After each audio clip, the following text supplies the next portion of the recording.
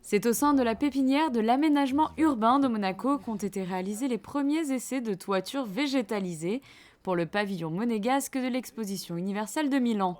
Une équipe de Monaco Interexpo a pu découvrir la semaine dernière ces premiers essais qui ont débuté au mois de mars. Ça participe vraiment de l'esprit expo qui vise à créer des passerelles entre les hommes et les services. Et donc on s'est rapproché de l'ADO qui a accepté immédiatement de nous filer un coup de main.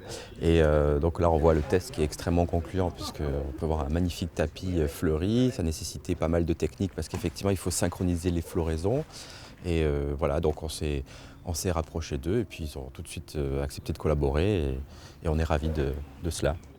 Le défi est de réaliser sur 500 mètres carrés de toiture un ensemble homogène des différentes espèces choisies, afin d'obtenir une harmonisation des floraisons. Ce toit incliné d'1 centimètre d'épaisseur accueillera des plantes de Méditerranée, mais également des 5 continents regroupés en îlots, eux-mêmes reliés entre eux par des fétuques bleus représentant les océans.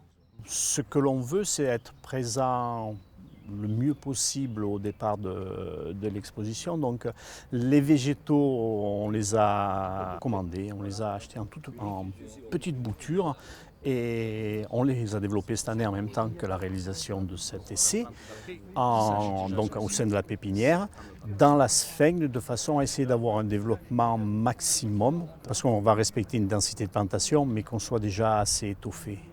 Voilà, c'est comme ça qu'on en a essayé de réaliser ça. Sur la partie horizontale de cette toiture, le public pourra découvrir un potager.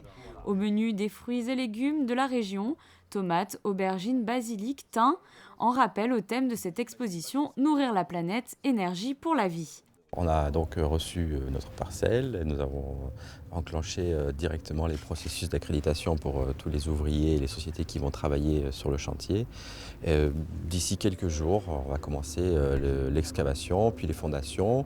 On a parallèlement identifié les sociétés qui aménageront les containers. Et donc les deux chantiers vont avancer en parallèle, puisque d'un côté on avance le terrain, de l'autre on prépare les containers, et puis après comme du Lego, on va aménager le tout. Le pavillon de Monaco devrait être livré 3 semaines avant l'ouverture officielle de l'exposition universelle de Milan, qui se déroulera, rappelons-le, du 1er mai au 31 octobre 2015.